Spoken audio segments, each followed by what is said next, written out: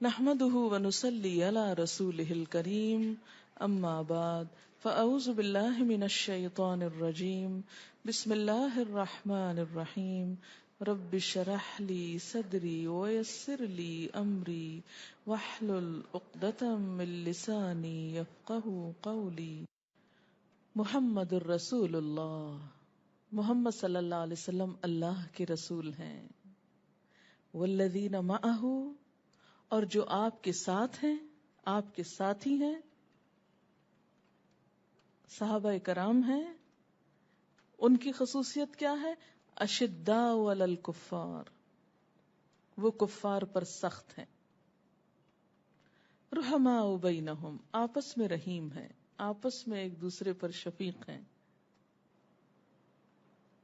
بعضہم اولیاء بعض، تراہم رکعا، تم دیکھو گے ان کو رکوع کرتے ہوئے، جھکے ہوئے، عاجز مزاج، سجدن، سجدے کرتے ہوئے، یعنی خوب نمازیں پڑھنے والے. اور صرف نمازیں نہیں پڑھتے، یبتغون فضلا من اللہ، اللہ کا فضل بھی تلاش کرتے ہیں، دنیا کی تلاش میں بھی نکلتے ہیں، رزق بھی تلاش کرتے ہیں. ورضوانا، اور اس کی رضامندی چاہتے ہیں، یعنی آخرت کے طلبگار ہیں. دنیا ضرورت ہے اور دنیا کو کبھی پیچھے نہیں چھوڑا انہوں نے، لیکن اصل چیز اللہ کی رضا ہے جو ان کے پیش نظر رہتی، خواہ وہ دین کے کام میں ہو، خواہ وہ دنیا کے کام میں، خواہ وہ مسجد میں ہو، خواہ وہ بازار میں ہو. تراہم رکعا سجدا یبتغون فضلا من اللہ، دنیا ان کو اللہ کے ذکر سے غافل نہیں کرتی. کتنی خوبصورت تصویر ہے نا صحابہ کرام کی، کیا آئیڈیل پرسنالٹیز ہیں کہ دنیا میں ہوتے ہوئے رکعا سجدا. کتنا اچھا لگتا ہے نا کہ لوگ کام کر رہے ہیں ادھر سے اللہ اکبر کی آواز آئے اور سب کے سب اللہ کے آگے جھک جائیں. کتنا خوبصورت سین لگتا ہے.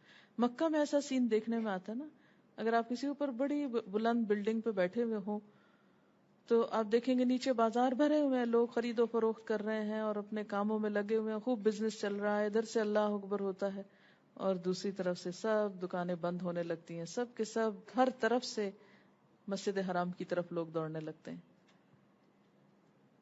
دنیا بھی ہے، دین بھی ہے. وہ ایک ماڈل بنا کے رکھ دیا گیا نا کہ ہر جگہ ایسے ہی ماڈلز بنا لو، ہر جگہ ایسے ہی رہا کرو. وہاں ایک تربیت کے لیے لے جاتے ہیں اللہ تعالیٰ، وہ صرف سیر کرانے کو نہیں بلکہ ایسے نمونے اور جگہ پر بھی بناؤ. تربیت کا ایک مستقل انتظام کر رکھا ہے اس نے.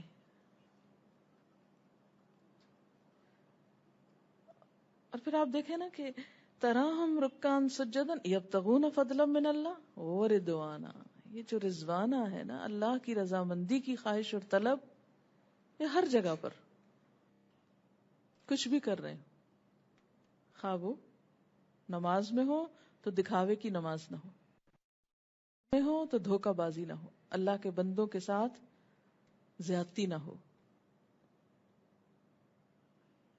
اور دین کا رنگ ان پر غالب رہتا ہے. سیماہم فی وجوہہم، ان کی علامات ان کے چہروں میں ہیں، وہ اپنے چہروں سے پہچانے جاتے ہیں. خدا خوفی، خدا محبت ان کے چہروں سے ٹپکتی. پرسکون چہرے جو دل میں اللہ کی محبت اور رضامندی کی طلب کا عکس لیے ہوئے ہیں. چہروں پہ دنیا کی لالچ اور دنیا کی ہرس نظر نہیں آتی، بلکہ کیا نظر آتا ہے؟ اثر السجود، سجدوں کے آثار. یہ صرف وہ گٹا نہیں، جو یہ نشان نہیں جو کالا پڑ جاتا ہے کہ وہ نہ ہو تو کوئی دیندار ہی نہیں. مراد اس سے کیا ہے کہ چہروں کے اوپر خدا ترسی، خدا خوفی، عاجزی اور سجدے کی جو علامت ہوتی ہے کہ یہ نمازی شخص ہے، وہ نظر آتی ہے. یعنی چہرے بھی مسلمان نظر آتے ہیں، اپیرنس میں بھی وہ مسلمان ہے. کیونکہ ہم تو یہ کہتے ہیں نا نیت اچھی ہونی چاہیے، کوئی ضروری ہے کہ چہرہ بھی اس کی گواہی دے؟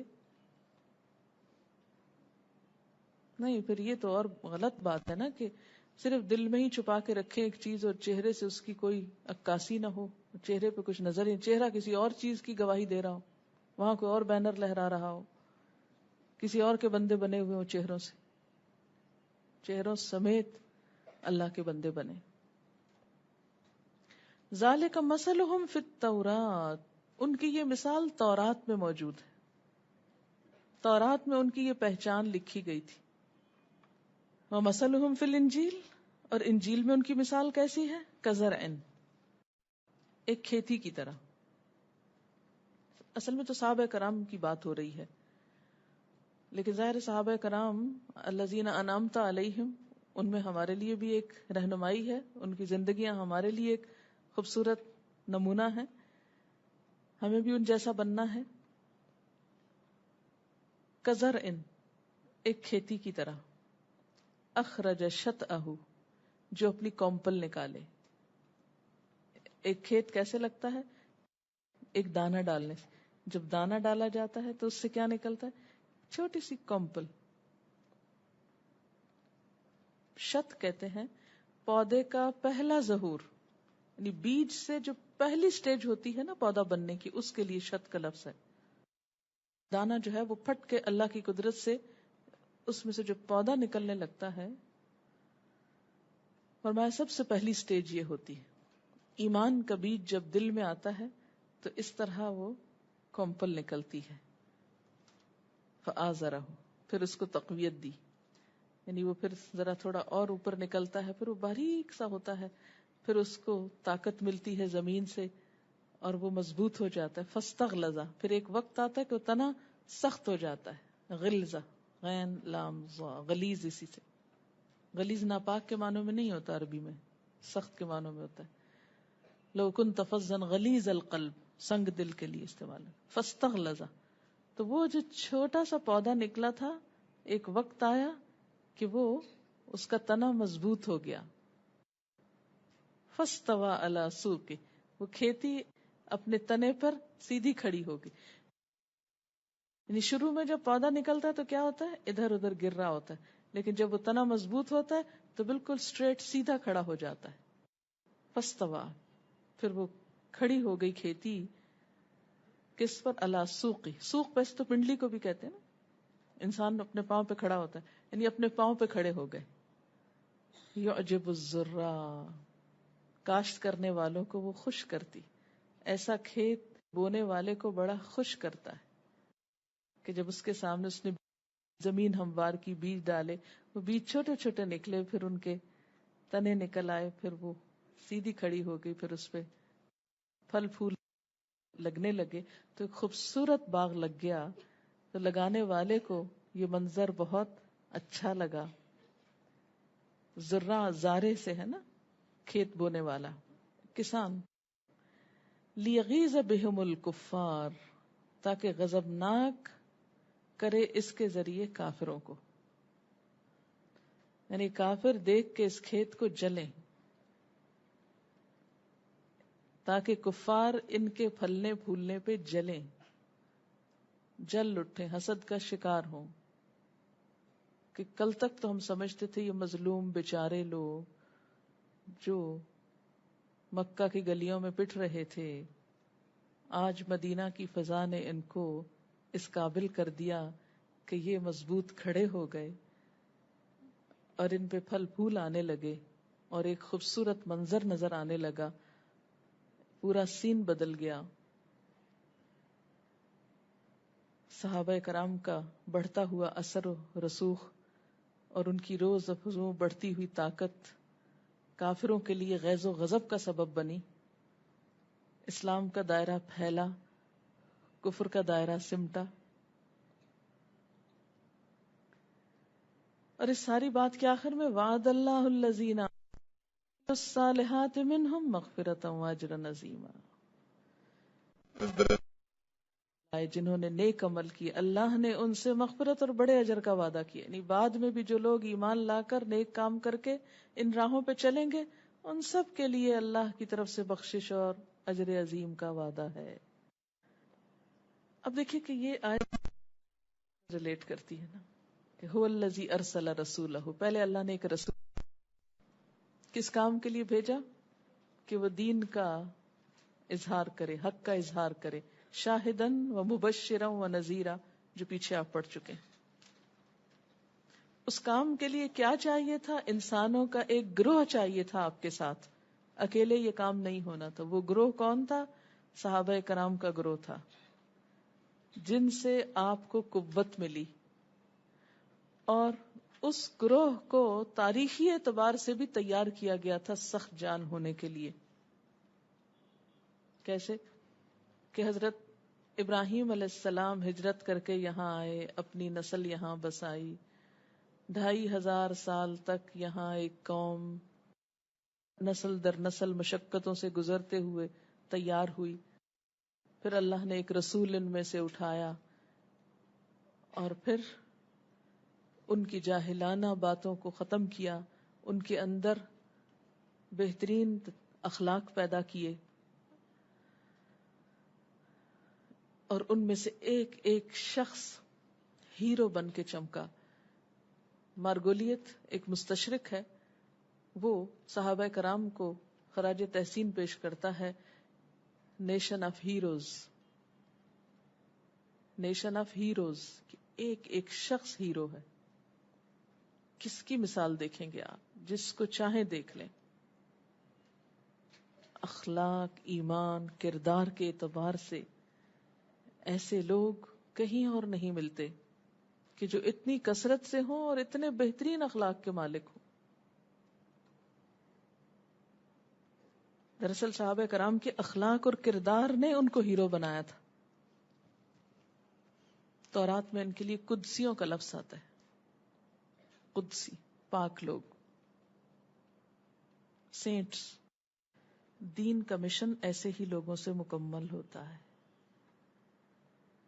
هو الذی ارسل رسولہ بالہدی ودین الحق لیظہرہ علی الدین کلہ وکفی باللہ شہیدا۔ کوئی اور مانے کہ نہ مانے، اللہ کی گواہی کافی ہے۔ محمد الرسول اللہ والذین معہ اشداء علی الکفار۔ ان کی ساری سختی دشمنوں کے لیے، رحماء بینہم، آپس میں رحیم و شفیق، با اخلاق، ہمدرد، مددگار، ایک دوسرے کے دکھ بانٹنے والے۔ تراہم رکعا سجدا، ان کا شوق، ان کی محبتیں رکوع اور سجدوں میں، دنیا سے بھی غافل نہیں۔ یبتغون فضلا من اللہ ورضوانا، وہ اپنی ظاہری شخصیت کے اعتبار سے بھی باروب، وہ دکھائی بھی اللہ والے دیتے ہیں، خواہ وہ دنیا میں رہتے ہیں۔ سیماہم فی وجوہہم من اثر السجود ذالک مثلہم فی التوراۃ ومثلہم فی الانجیل کزرع، ایک کھیت لگ گیا، اخرج شطأہ، ایک چھوٹی سی کومپل سے آغاز ہوا، فآزرہ، اللہ کے رسول صلی اللہ علیہ وسلم نے اس کھیت کی نگہبانی کی، اس کو قوت بخشی، ان کا تزکیہ کیا، ان کی تربیت کی، ان کی نشو و نما کی، جیسے ایک مالی پودوں کی نشو و نما کرتا ہے، کیئر کرتا ہے، ٹرمنگ کرتا ہے، زمین پہ مختلف طرح کے حملہ آور ہونے والے اور جڑوں کو کمزور کرنے والے عناصر کا خاتمہ کرتا ہے، ہر لحاظ سے پودے کا خیال کرتا ہے کہ باہر کی فضا سے یا اندر سے کوئی چیز اس کو نقصان نہ دے۔ اس کیئر کے ساتھ فاستغلظ، وہ کھیت مضبوط ہوتا چلا گیا، فاستوی علی سوقہ، ایک دن آیا کہ وہ اپنے پاؤں پہ کھڑا ہو گیا۔ اللہ کے رسول صلی اللہ علیہ وسلم نے دیکھا تو خوش ہو گئے، لیکن دشمنوں نے دیکھا تو غضبناک ہوئے۔ ایسا مضبوط گروہ کہ جب آپ دنیا سے چلے بھی گئے تو دنیا کا ایک بڑا علاقہ اسی گروہ کے ذریعے مسلمان ہوا۔ صحابہ کرام مدینہ میں بیٹھ کے آپ کی یاد میں آنسو نہیں بہاتے رہے یا صرف شعر نہیں پڑھتے رہے، پوری پوری زندگی جہاد کرتے ان کی گزر گئی۔ امام مالک کے استادوں میں ایک ربیعہ الرائی ہیں، ان کا واقعہ آپ نے پڑھا ہوگا کہ کس طرح انہوں نے 30-35 سال جہاد میں گزارے، اور اس وقت نکلے جہاد کے لیے کہ جب ان کی شادی ابھی ہوئی ہی تھی۔ چند ہی دن کے بعد جب واپس آئے تو دیکھا کہ ایک بہت بڑا عالم مسجد نبوی میں بیٹھا سبق پڑھا رہا ہے، درس دے رہا ہے، اور لوگوں کا ایک بڑا مجمع اس کے گرد ہے۔ وہ بھی جا کے اس عالم کی مجلس میں بیٹھ جاتے ہیں۔ بعد میں پتہ چلتا ہے یہ ان کے اپنے ہی بیٹے ہیں۔ جہاد پہ جانے کے بعد بچہ پیدا ہوا، ماں نے تربیت کی، بہت بڑا عالم بنایا، جو پلٹ کر آئے تو یہ پھل پایا۔ اس ماں نے شکوے شکایات میں زندگی بسر نہیں کی کہ مجھ پہ بڑا ظلم ہو گیا لہٰذا اب میں تو کچھ کر نہیں سکتی، اور یہ کیسا اسلام ہے کہ میرا شوہر پلٹ کے نہیں آیا۔ انہوں نے بہت بڑی بڑی قربانیاں دی، اور اس طرح ہم تک بھی دین پہنچا۔ انہی کی قربانیوں کا نتیجہ ہے کہ آج اس دین کے پھل ہم بھی کھا رہے ہیں۔ اگر وہ اس کو پھیلانے میں، اس کو سکھانے میں اپنی زندگیاں قربان نہ کرتے، تکلیفیں نہ اٹھاتے، تو نہ جانے ہم کہاں ہوتے۔ دیکھنے کی ضرورت یہ ہے کہ ہم کہاں کھڑے ہیں، ہمارے اندر ان صفات میں سے کتنی صفات ہیں کہ اشداء علی الکفار رحماء بینہم تراہم رکعا سجدا۔ ہماری نمازوں کا حال کیا ہے؟ اور یہ جو آپس میں رحماء بینہم تھے، اس کے لیے اللہ کے رسول صلی اللہ علیہ وسلم نے خاص طور پر کوشش کی کہ صحابہ کرام کے باہمی تعلقات بہت اچھے ہوں۔ قرآن پاک میں بھی جیسے حکم آیا، یا ایھا الذین آمنوا اصبروا وصابروا ورابطوا واتقوا اللہ لعلکم تفلحون۔ اے ایمان والو، صبر سے کام لو، ایک دوسرے کو صبر پہ تھام کے رکھو، اور آپس میں رابطہ رکھو، رابطوا واتقوا اللہ، اور تقوی رکھو اللہ کا، لعلکم تفلحون۔ پھر آپ دیکھیں کہ سورۃ انفال میں آتا ہے، ان الذین آمنوا وہاجروا وجاہدوا باموالہم وانفسہم فی سبیل اللہ والذین آووا ونصروا اولئک بعضهم اولیاء بعض۔ ایک نیا رشتہ جنم لیا، ایک نیا رشتہ وجود میں آیا کہ کچھ لوگ ہجرت کر کے مدینہ پہنچے اور کچھ لوگوں نے آنے والوں کو پناہ دی۔ فرمایا اولئک بعضهم اولیاء بعض، یہی دراصل ایک دوسرے کے دوست ہیں، مددگار ہیں۔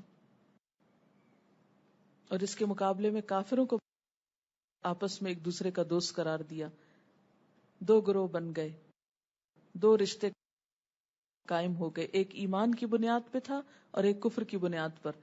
والذین کفروا بعضهم اولیاء بعض۔ سورۃ انفال میں والذین آمنوا وہاجروا وجاہدوا فی سبیل اللہ والذین آووا ونصروا اولئک هم المؤمنون حقا۔ جو لوگ ایمان لائے، جنہوں نے اللہ کی راہ میں گھر بار چھوڑے اور اللہ کی راہ میں جہاد کیا، اور وہ جنہوں نے آنے والوں کو پناہ دی اور ان کی مدد کی، وہی سچے مومن ہیں۔ یعنی گھر چھوڑنے والے بھی اور پناہ دینے والے بھی۔ اور پھر ان کے درمیان جو باہم محبت تھی، الف بین قلوبہم۔ اللہ تعالیٰ خاص طور پر نبی صلی اللہ علیہ وسلم سے فرماتے ہیں، هو الذی ایدک بنصرہ وبالمؤمنین۔ اللہ نے آپ کی مدد فرمائی اپنی مدد کے ساتھ اور مومنوں کے ساتھ، یعنی صحابہ کرام کے ساتھ۔ وَأَلَّفَ بَيْنَ قُلُوبِهِمْ۔ انصار و مہاجرین کے درمیان اتنی محبت، اتنی الفت کہ دنیا میں اس کی مثال نہیں ملتی۔ آج ہمارا حال کیا ہے اس کے برعکس؟ ہماری محبتوں کی بنیاد کیا ہے؟ ایمان؟ پھر کامیابی کیسے ہو؟ نبی صلی اللہ علیہ وسلم نے فرمایا، لا تؤمنوا حتی تحابوا۔ تم اس وقت تک مومن نہ ہوگے جب تک آپس میں ایک دوسرے سے محبت نہ کرو گے۔ تم اس وقت تک مومن نہ ہوگے جب تک آپس میں ایک دوسرے سے محبت نہ کرو گے۔ اور ایمان کی تکمیل کیسے ہوتی ہے؟ من احب للہ و ابغض للہ و اعطى للہ و منع للہ فقد استکمل الایمان. جس نے اللہ کے لیے محبت کی، اللہ کے لیے بغض کیا، اللہ کے لیے دیا، اللہ کے لیے روک لیا، اس نے ایمان مکمل کر لیا. یعنی جب تک ہمارے باہم تعلقات اللہ کی خاطر نہ ہو جائیں، کسی کو دینا ہے کسی کو نہیں دینا، کسی کو چاہنا ہے کسی کو نہیں چاہنا، اس کو دیکھ کر اس کی خوشی میں، جب تک یہ نہ ہو ایمان مکمل نہیں ہوتا. کیوں؟ اس لیے کہ دوستی اور دشمنی انسان کے سارے اعمال پہ اثر انداز ہوتی. حدیث ہے، ایک دفعہ رسول اللہ صلی اللہ علیہ وسلم صحابہ کرام کے پاس آئے اور پوچھا، جانتے ہو اعمال میں کون سا عمل اللہ تعالیٰ کو سب سے زیادہ پسندیدہ ہے؟ کسی نے نماز کی بات کی، کسی نے زکوٰۃ کا کہا، کسی نے جہاد کی بات کی.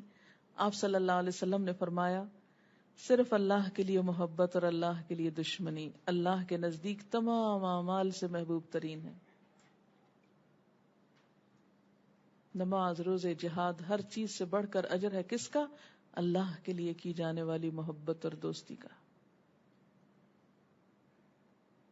اور ہماری زندگیاں ان جذبات سے بالکل ہی خالی ہو گئی. ہم تو دین کے نام پہ بھی مشین بنتے جا رہے ہیں. احساسات اور جذبات سے خالی انسان، تو دین کی خدمت کیا ہوگی؟ ایک دفعہ حضرت ابو ذر رضی اللہ تعالی عنہ کو مخاطب کرتے ہوئے آپ صلی اللہ علیہ وسلم نے سوال کیا، ایمان کی کون سی کڑی مضبوط ترین ہے؟ جواب دیا، خدا اور اس کا رسول صلی اللہ علیہ وسلم زیادہ بہتر جانتے ہیں. آپ نے فرمایا، اللہ کی راہ میں دوستی اور اسی کی راہ میں محبت اور دشمنی. یہ ایمان کی مضبوط ترین کڑی.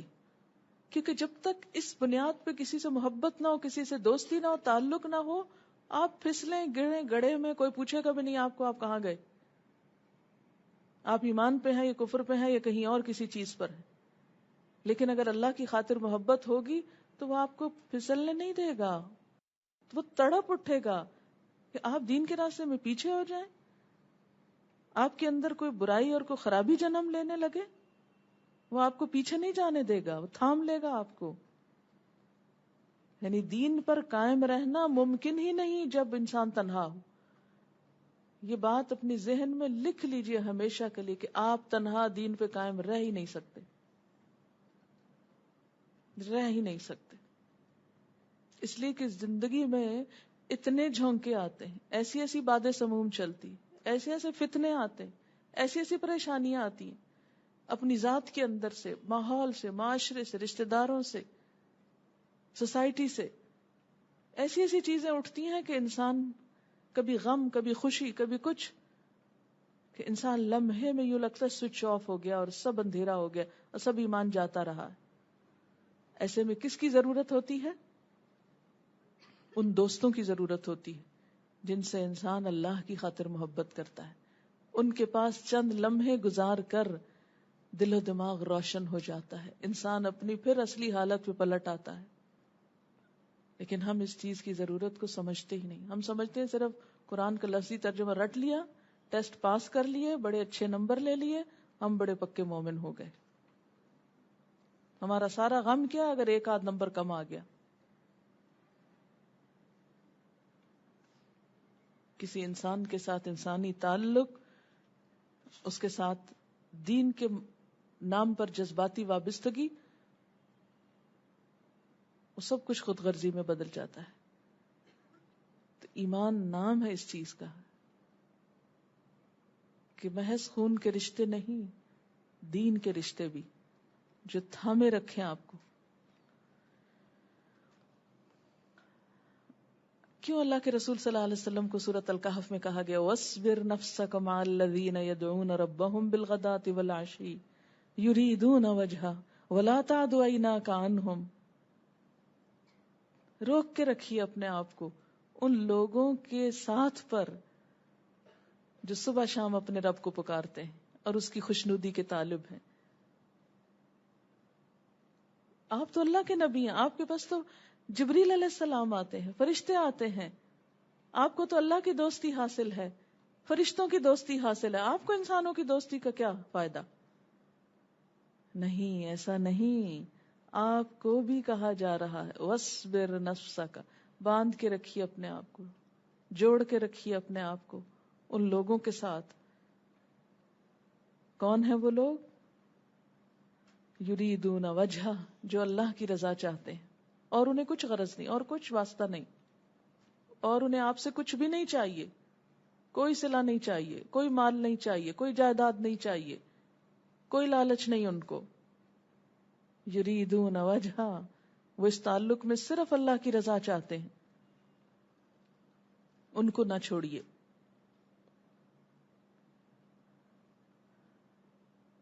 کیونکہ انسان اپنے دوست کے دین پر ہوتا ہے. نبی صلی اللہ علیہ وسلم نے فرمایا المرء علی دین خلیلہ فلینظر احدکم من یخالل. آدمی اپنے خلیل کے دین پر ہوتا ہے. خلیل کون سا دوست ہوتا ہے؟ جس کو شدت سے چاہے انسان. خلت سے نکلا نا، ایسی محبت اور خلوص جو دل میں اتر کے رچ بس جائے. آدمی اپنے خلیل کے دین پر ہوتا ہے. پس تم میں سے ہر ایک سوچ سمجھ لے کہ وہ اپنا خلیل کس کو بناتا ہے، ایمان والے کو یا کسی بے دین کو. یعنی تمہاری سچی محبت اور خیرخواہی اور خلوص کس کے ساتھ ہے، کس کے لیے دل میں سب سے زیادہ مقام رکھتے ہو انسانوں میں سے. جس کے لیے رکھو گے ویسے ہی بنتے جاؤ گے، ویسے ہی بننے کی کوشش کرو گے. اسی طرح آپ صلی اللہ علیہ وسلم نے ایمان کی حلاوت کے لیے جو نسخے بتائے، یعنی ایمان کی مٹھاس کون پا سکتا ہے اور کب پا سکتا ہے، اس کے لیے ایک شرط رکھی، یعنی ایمان کا لطف اٹھانے کی شرط رکھی.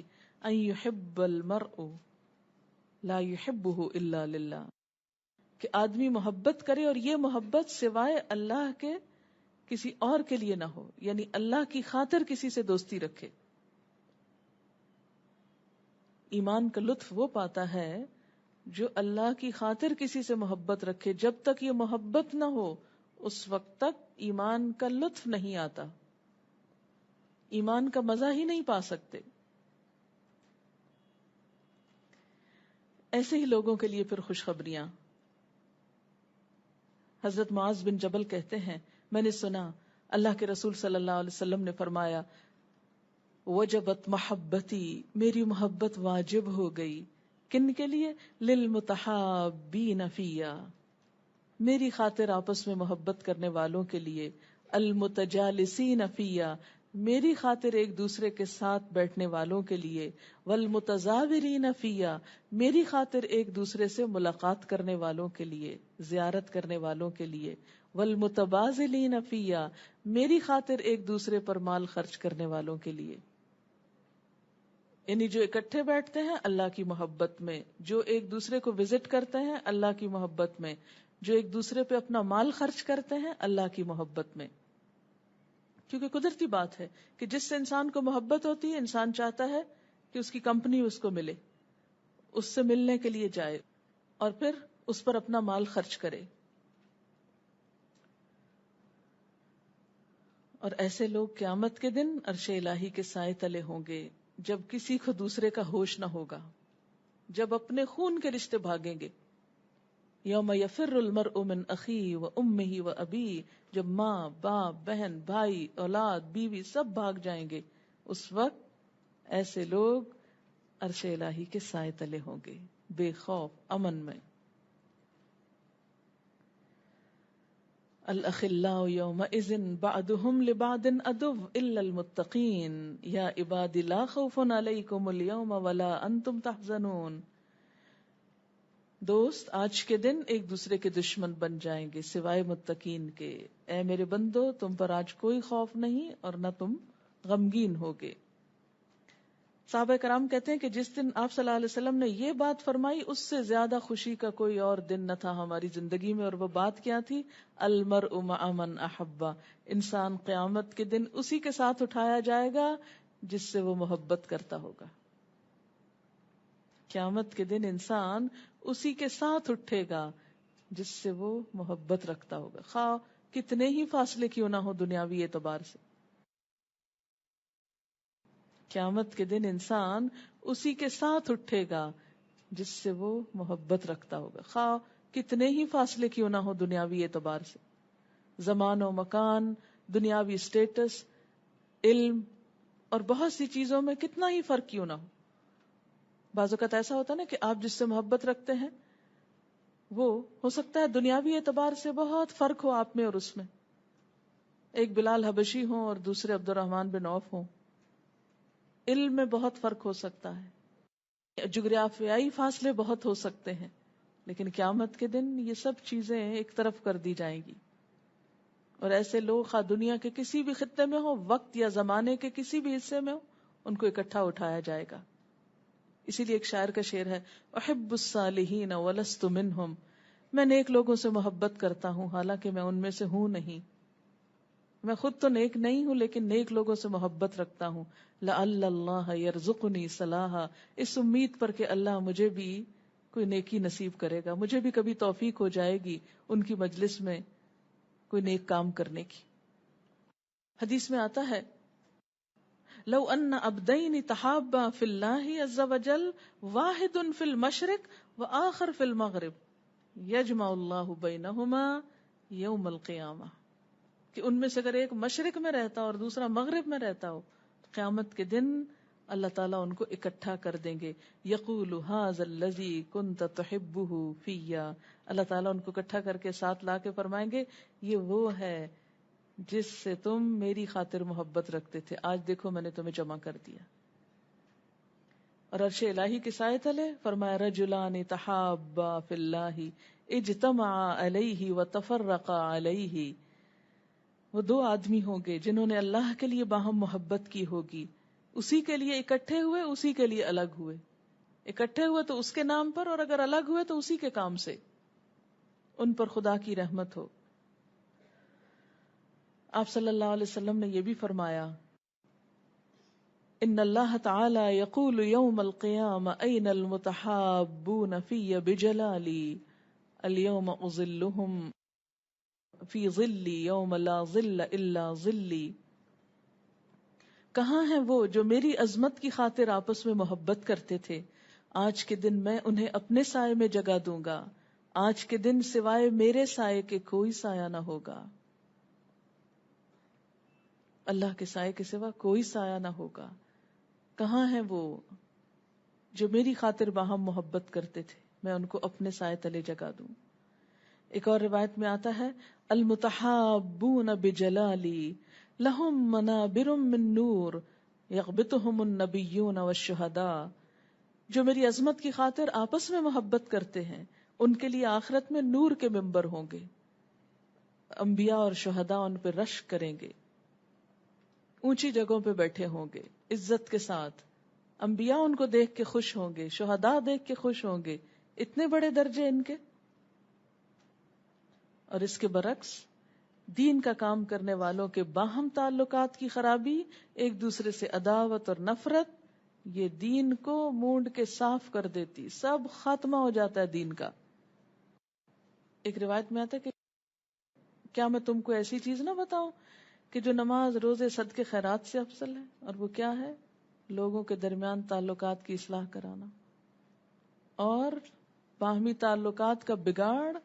فرمایا ہی الحالقہ، وہ مونڈ دینے والی ہے، صفایا کر دینے والی ہے. لا اقول تحلق الشعر، میں یہ نہیں کہتا کہ وہ بال مونڈ دیتی، ولکن تحلق الدین، باہمی تعلقات کی خرابی اور نفرتیں دین کا صفایا کر دیتی ہیں، دین کو مونڈ ڈالتی ہیں. یعنی دو لوگ جو دین ہی کا کام کر رہے ہیں اور آپس میں ایک دوسرے سے بیر رکھے ہوئے ہیں، آپس میں ایک دوسرے سے لڑ جھگڑ رہے ہیں، یہ دین کے لیے سب سے زیادہ نقصان دہ ہے. کیونکہ لوگ دیکھ کے پریشان ہوتے ہیں، وہ بھی دین کی بات کر رہے وہ بھی، اور ایک دوسرے پہ گولیاں برسا رہے ہیں. یہ اللہ تعالیٰ کی ایک نعمت تھی. اللہ تعالیٰ سورۃ آل عمران میں فرماتے فاذکروا نعمت اللہ اذ کنتم اعداء. دین کا سب سے بڑا فائدہ کیا ہوا؟ تم دین سے پہلے ایک دوسرے کے دشمن تھے. فألف بین قلوبکم، اس نے دین کی وجہ سے تمہارے دلوں میں الفت پیدا کر دی. فأصبحتم بنعمتہ اخوانا، اس کی نعمت سے تم بھائی بھائی بن گئے. ایک دوسرے کے دشمن آج ایک دوسرے کے دوست ہو گئے. کس چیز نے ان کو جوڑا؟ دین نے جوڑا. تو جو دین جوڑے نا وہ دین ہی نہیں. اگر آپ دین کے نام پہ کوئی کام کر رہے ہیں اور اس میں جوڑ نہیں لوگوں میں، محبتیں نہیں، تو پھر وہ دین نہیں، کچھ اور ہی ہے. اور صرف دین واحد چیز ہے جو لوگوں کو صحیح معنوں میں جوڑتا ہے، ورنہ دنیا کی کوئی اور چیز یہ جوڑ نہیں لگاتی. لو انفقت ما فی الارض جمیعا، جو کچھ زمین میں سارے کا سارا، یعنی ہر چیز تم ان پہ خرچ کر ڈالتے، ہر چیز آزما کے دیکھ لیتے، ما الفت بین قلوبہم، تم ان کے دلوں میں الفت نہیں پیدا کر سکتے تھے. ولکن اللہ الف بینہم، اللہ نے ان کے دلوں میں الفت ڈالی. اصبحتم بنعمتہ اخوانا، اس کی نعمت یعنی اسلام کے ذریعے تم بھائی بھائی بنے. اسلام نے اصل رشتہ جوڑا، جس سے کیا پتہ چلتا ہے کہ دین کے سوا اکٹھا ہونے کی جتنی بھی بنیادیں، خواہ رنگ ہو، نسل ہو، وطن ہو، زبان ہو، کچھ اور ہو، وہ کبھی بھی ہمیشہ محبتیں نہیں رہ سکتی، ان میں عداوتیں پڑ جائیں گی. ہاں، جہاں سچا دین ہوگا وہاں ہو نہیں سکتا کہ کوئی عداوت ہو. وہاں اگر سچا دین نہیں، نیتوں میں کچھ اور ہے، تو پھر نہیں تعلقات کی اصلاح ہو سکتی. حال ہی کیوں کہتے ہیں نبی صلی اللہ علیہ وسلم کو خراج تحسین پیش کرتے ہوئے کہ قبائل کو شیر و شکر کر دکھایا، کہ سارے قبیلے کیا ہو گئے؟ شیر و شکر ہو گئے. شیر و شکر کا پتہ ہے آپ کو کیا؟ شیر کیا ہوتا ہے؟ دودھ. اور شکر کیا ہوتا ہے؟ چینی. یعنی دودھ میں جیسے چینی گھل کے میٹھا دودھ بن جاتی ہے، یعنی ایک سویٹ ڈرنک بن جاتی ہے، اور اتنی خوبصورت چیز ہو جاتی ہے کہ دونوں باہم مل کے ایک نیا رنگ دیتے ہیں، ایک فریشننگ چیز مل جاتی ہے. تو ایسے ہی معاشرے کے اندر ایک نیا روپ جنم لیتا ہے، ایک خوبصورت چیز سامنے آتی جب شکر شیر میں مل جاتی. اب دیکھیں نا، شکر کو اگر آپ دودھ میں نہ ڈالیں، باہر ڈالیں ذرا یہاں، تو کیا ہوگا؟ سارے دانے دانے دانے ادھر ادھر بکھر جائیں گے. لیکن جب آپ اس کو دودھ میں ڈال دیں گے، بلینڈ کر دیں گے، تو کیا ہوگا؟ دودھ بھی مزے کا ہو جائے گا، ساری غفلت دور ہو جائے گی. سورت الفتح کے آخر میں ہم نے صحابہ کرام کی کچھ صفات دیکھی. ان کی صفات کیا بتائی گئی؟ کہ اشداء علی الکفار، کافروں پر شدید ہیں. شدید اس شخص کو کہتے ہیں جس کو رام کرنا، اپنے مطلب پہ لانا مشکل کام ہو. یعنی جو شخص دوسرے کی بات آسانی سے مان کر نہ دے، جو ہر چھوٹی بڑی بات پر پھسل کر نہ جائے، اپنے اصول کو نہ چھوڑ دے.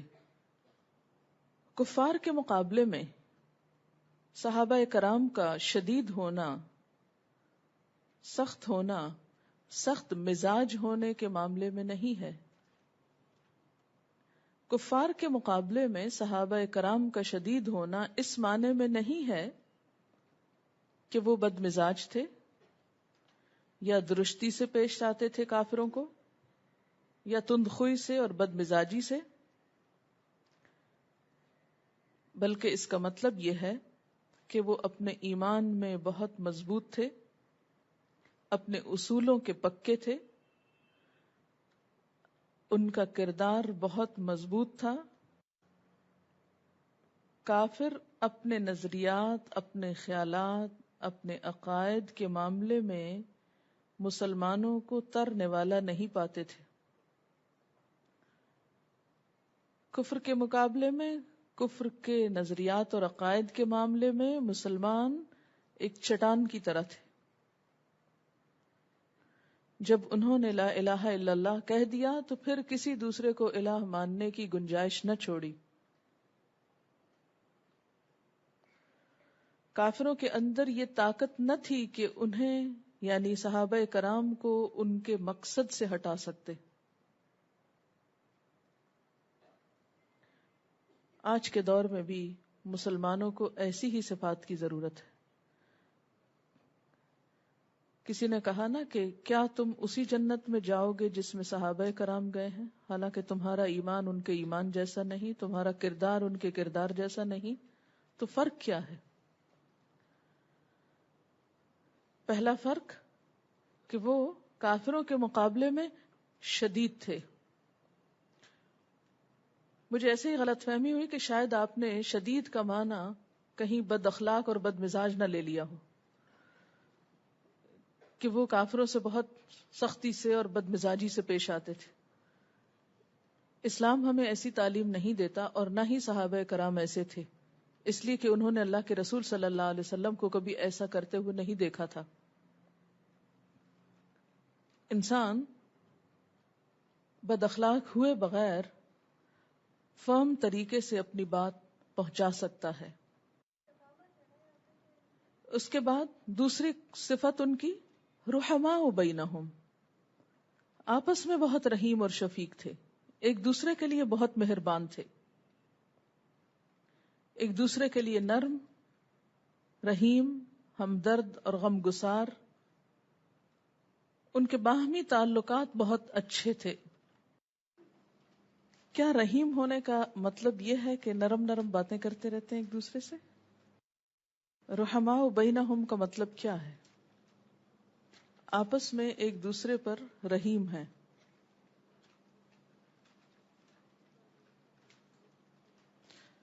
کیا یہ رحمت صرف نرم باتوں میں ہے یا کچھ اور بھی ہے؟ مثلاً کیا ہے؟ بنیادی طور پر یہ صرف پولائٹنس کے معنوں میں نہیں ہے. مثلاً آپ دیکھیے کہ ڈاکٹر مریض کے لیے بڑا رحیم ہے، مہربان ہے، تو اس رحمت میں کیا کچھ کرتا ہے؟ نرمی سے بات تو کرتا ہی ہے، لیکن اس کے علاوہ بھی دوسرے کے فائدے کے لیے کچھ کرتا ہے.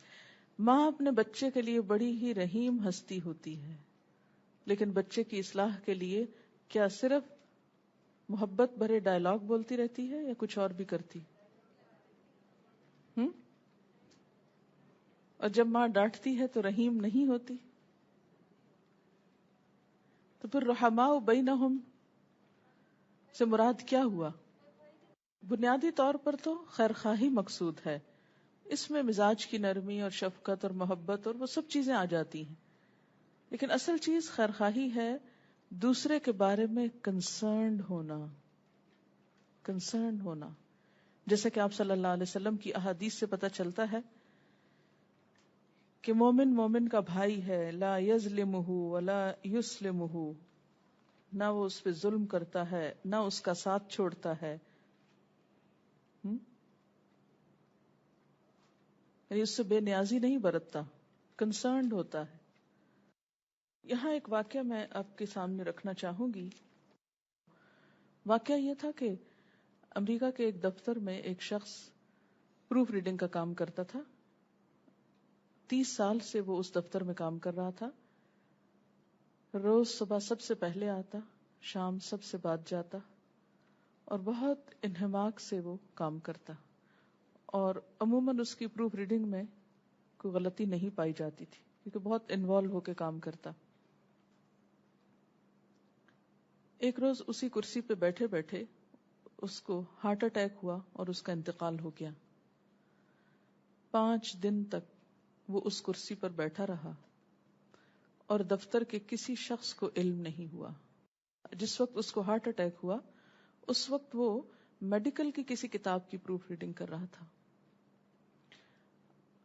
اب اس کی کمیونٹی کے لوگ، اس کے آس پاس والے اس بات پر ریسرچ کر رہے ہیں کہ آخر ہمارے معاشرے میں ایسا واقعہ کیوں پیش آیا کہ ایک شخص جو اتنی سنجیدگی اور اتنی وفاداری سے اتنے سال سے خدمت کر رہا تھا، وہ 5 دن تک نوٹس میں ہی کسی کے نہیں آیا. اور وہ کوئی تنہا نہیں بیٹھا ہوتا تھا، جیسے دفتر میں، اخباروں کے دفتر میں یا کسی بھی ایسے ادارے میں جو نشر و اشاعت کا ہوتا ہے، لیکن کسی نے نوٹس نہیں لیا، کسی نے دیکھا نہیں. اس کے گھر والے کہاں تھے جنہوں نے یہ نہیں پوچھا؟ اس کے بچے، اس کی بیوی، اس کے اور رشتہ دار، کیونکہ ایک دن نہیں 5 دن تک وہ شخص کسی کی بھی ضرورت نہیں تھا کہ کوئی اس کے بارے میں پوچھتا کہ وہ کہاں ہے. اور جس دفتر میں وہ بیٹھا ہے کسی کو احساس نہیں کہ اس نے کھایا ہے، پیا ہے، بیٹھا ہے، کام کر رہا ہے. کیوں ایسی بے نیازی؟ ٹھیک ہے وقت کی قیمت ہے، لیکن انسان اس سے زیادہ قیمتی چیز ہے. تو یہ ایک بے حسی تو ہے ہی، لیکن سوچنے پر مجبور کرتی ہے کہ باہمی تعلقات کی جو تصویر اسلام پیش کرتا ہے کہ رحماء بینہم، کیونکہ صحابہ کرام وہ چنے ہوئے لوگ ہیں جن کے بارے میں قرآن میں سرٹیفکیٹ دے دیا گیا کہ رضی اللہ عنہم ورضوا عنہ، اللہ ان سے راضی ہو گیا اور وہ اللہ سے راضی ہو گئے. اور جب ہم سے کہا جاتا ہے صراط الذین انعمت علیہم، ان لوگوں کا راستہ جن پر تو نے انعام کیا، یعنی جن سے تو راضی ہو گیا، ہمیں بھی اس راستے پہ چلنے کی توفیق دے.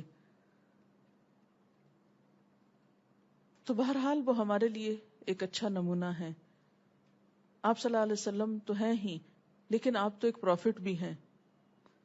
مگر صحابہ کرام تو عام انسانوں جیسے انسان ہیں. تو ان کے اندر جو انسانی ہمدردی اور محبت تھی، کیا آج ہمارے اندر پائی جاتی ہے؟ کیا ایک دوسرے کے لیے خیرخواہی اور ایک دوسرے کے لیے کنسرن رکھنا؟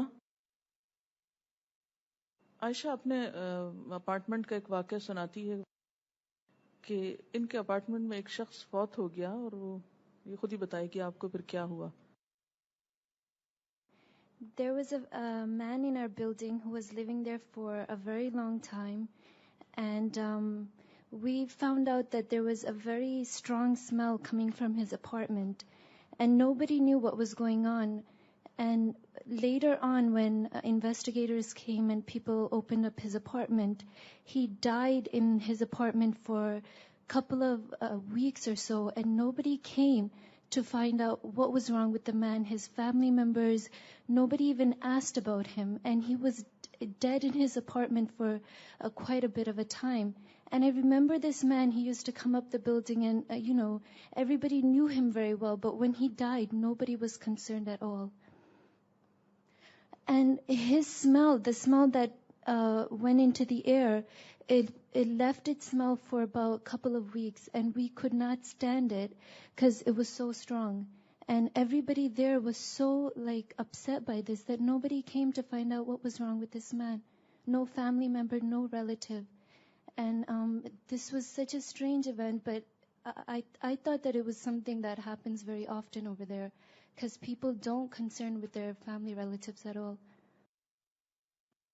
انسان کا جو لفظ ہے نا، یہ انس سے بنا ہے، الف نون سین، انس، کہ انسان انسان سے انس پائے.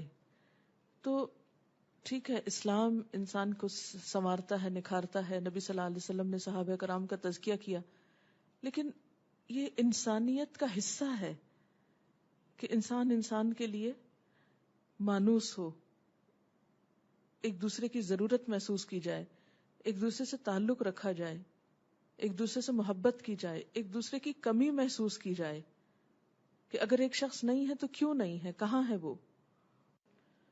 ایسے بہت سے واقعات اور بہت سی چیزیں آپ پڑھتے بھی رہتے ہیں، سنتے بھی رہتے ہیں، لیکن ہم دوسروں سے کیا شکوہ کریں، گلہ کریں. خود ہمارے اپنے مسلمانوں کے اندر، ہم مسلمان ملکوں کے اندر بھی ایسی بہت سی چیزیں دیکھنے میں آتی ہیں. جتنی بھی چیزیں سورۃ الحجرات میں باہم تعلقات ٹھیک کرنے کی ہیں، ان کی بنیادی وجہ کیا ہے کہ تعلق خراب نہ ہو. اور تعلق خراب نہ ہو تاکہ انسان انسان سے خوشی پا سکے، سکون پا سکے. بھلا اگر کوئی غیبت کرے گا یا مذاق اڑائے گا تو اللہ تعالیٰ کا کیا نقصان ہے؟ اگر کوئی انسان کسی انسان کا مذاق اڑاتا ہے یا غیبت کرتا ہے یا اس کو پریشان کرتا ہے، اس میں اللہ تعالیٰ کا تو کچھ بھی نقصان نہیں. وہ کیوں ہمیں یہ روکتا ہے اس بات سے؟ تاکہ بندے کا بھلا ہو. اور ان چیزوں کو اسلام فرض کے درجے میں رکھتا ہے اور ان گناہوں کا ارتکاب حرام کے درجے میں ہے. اسی سے پتہ چلتا ہے کہ اسلام بنیادی طور پر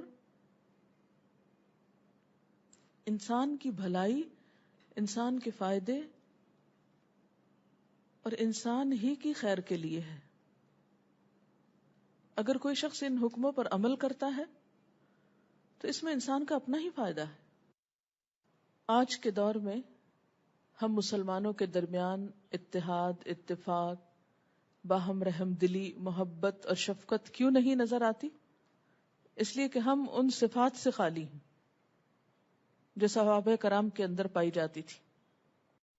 اور پھر آپ دیکھیے کہ باہم رحیم و شفیق ہونے کے باوجود وہ اپنی نمازیں نہیں چھوڑ دیتے تھے.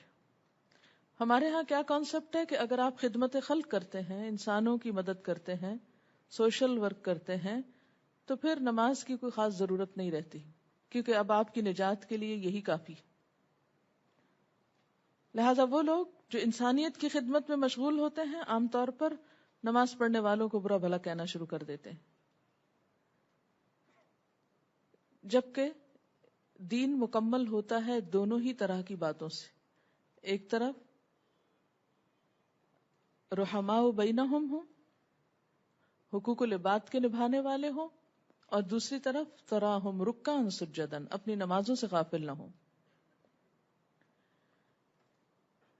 پھر اسی طرح حقوق اللہ اور حقوق العباد کرتے کرتے خود سے غافل نہ ہوں. یبتغون فضلا من اللہ ورضوانا، اللہ کا فضل، رزق اور اپنی بنیادی جائز ذاتی ضروریات کے پورا کرنے کے لیے بھی بھاگ دوڑ، اور اس میں کوئی برائی نہیں. اسلام خود سے بیگانہ ہونا نہیں سکھاتا. ایک مسلمان کی مکمل شخصیت کی آئینہ داری انسان کے چہرے سے ہوتی ہے. سیماہم فی وجوہہم من اثر السجود، ان کی عاجزی، ان کے سجدوں کے نشان ان کے چہروں سے عیاں ہیں. ذالک مثلہم فی التوراۃ، تورات میں ان کی یہ مثال بیان کی گئی ہے. اسی طرح ان کی جو مثال انجیل میں بیان کی گئی، قرآن کے الفاظ میں تو وہ ایک باغ سے تشبیہ دی گئی. حضرت عیسیٰ علیہ السلام کے ایک وعظ میں یہ مثال ہمیں ملتی ہے بائبل کے اندر، نیو ٹیسٹمنٹ میں. وہ کچھ یوں ہے، اور اس نے کہا خدا کی بادشاہی ایسی ہے جیسے کوئی آدمی زمین میں بیج ڈالے اور رات کو سوئے اور دن کو جاگے، اور وہ بیج اس طرح اگے اور بڑھے کہ وہ نہ جانے. زمین آپ سے آپ پھل لاتی ہے، پتی، پھر بالیں، پھر بالوں میں تیار دانے. پھر جب اناج پک چکا تو وہ فی الفور درانتی لگاتا ہے کیونکہ کاٹنے کا وقت آ پہنچا. وہ رائی کے دانے کی مانند ہے کہ جب زمین میں بویا جاتا ہے تو زمین کے سب بیجوں سے چھوٹا ہوتا ہے، مگر جب بو دیا گیا تو اگ کر سب ترکاریوں سے بڑا ہو جاتا ہے، اور ایسی بڑی ڈالیاں نکالتا ہے کہ ہوا کے پرندے اس کے سائے میں بسیرا کر سکتے ہیں. یعنی یہ مثال اب بھی بائبل کے اندر موجود ہے. رحماء بینہم کے لیے اگر معاشرے میں معاملات کیے جائیں تو ہم یوں کر سکتے ہیں کہ مثلا سبزی والا ہے، کوئی غریب ٹھیلے والا ہے، آپ کچھ لین دین کرتے ہیں تو ہمیں ان سے زیادہ بھاؤ نہیں کرنا چاہیے. انہوں نے بڑی اچھی بات لکھی ہے کہ ہم عموماً بچت کرتے ہیں غریب ٹھیلے والوں سے، کہ اگر سبزی خرید رہے ہیں ان سے، اور کیوں خرید رہے ہیں کہ فریش ہے دکان کی نسبت، کہ ابھی لائے ہیں منڈی سے، تو پھر کیا کرتے ہیں کہ چونکہ غریب ہے دبا سکتے ہیں، اس لیے اس سے کم کرا کے بیچارے کو چار آنے منافع دینا بھی مشکل بات سمجھتے. ٹیکسی والا ہو، ٹھیلے والا ہو، اس طرح کے کوئی بھی چھوٹے چھوٹے کام کرنے والے ہوں، تو ان لوگوں کے ساتھ بھاؤ نہ کرنا، جو جیب میں آئے نکال دینا، اگر حیثیت ہو تو یہ خاموش صدقے میں آتا ہے. ایسے شخص پر آپ عنایت کر رہے ہیں کہ جسے شاید آپ دوبارہ دیکھیں بھی نہیں. ایک فقیر مثلا جو آپ کی گلی میں ہر ہفتے آتا ہے تو وہ تو بار بار آپ اس کو دیکھتے رہتے ہیں, وہ آپ کو پہچان جاتا ہے, پھر وہ اگر آپ کہیں رستے میں دیکھے سلام کر سکتا ہے, کسی نہ کسی طرح تعریفی نظروں سے آپ کا شکریہ ادا کر دے گا. لیکن ایک ایسا راہ چلتا ٹھیلے والا یا رکشے والا, یہ لوگ ہو سکتا ہے پھر زندگی میں آپ کو دوبارہ نظر نہ آئے, یہ آپ کو کبھی شکریہ بھی نہ بول سکے. تو اگر اللہ توفیق دے, بعض اوقات یہ ہوتا ہے کہ اپنی جیب اجازت نہیں دیتی, وہ ایک الگ مسئلہ ہے, لیکن اگر اللہ توفیق دے تو ان لوگوں سے زیادہ بچتیں نہ کیا کریں اپنی, ان کو ان کے منہ مانگے دام وہ سب دے دیں. آپ کبھی حساب لگائیں کہ سارے دن میں اگر یہ چند کلو پھل بیچ لے گا کتنے ہزار کما لے گا اس میں سے؟ کچھ بھی نہیں, سارا دن دھوپ میں کھڑا ہے. انہوں نے پھر لکھا ہے کہ اگر ایسے لوگوں سے رحم کا معاملہ نہ کیا جائے تو بسا اوقات یہی لوگ کام سے بیزار ہو کر کام چھوڑ دیتے ہیں اور بیکاری میں غربت میں تنگ آ کر چور ڈاکو بن جاتے ہیں. جی ہاں, نشہ کرنے لگ جائیں گے پریشانیوں سے تنگ آ کر. تو ان لوگوں کو انڈائریکٹلی ہیلپ کریں. آپ کبھی کر کے دیکھیں, آپ اتنا سکون محسوس کریں گے, اتنی خوشی ہوگی کہ شاید کسی اور جگہ صدقہ کر کے آپ کو اتنی خوشی نہ ہو کہ آپ نے کیا اور آپ گئے, ختم, پتہ ہی نہیں. مجھے کہتے ہیں نا, نیکی کر دریا میں ڈال. اگر ہم حقیقی معنوں میں رحماء بینہم ہے نا, تو ہم صرف سامنے والے کو ہی خوش نہیں کریں گے, ہم اس کا بھی دھیان رکھیں گے, اس کو بھی پروٹیکٹ کریں گے جو سامنے نہیں, اس کی بھی لائلٹی رکھیں گے.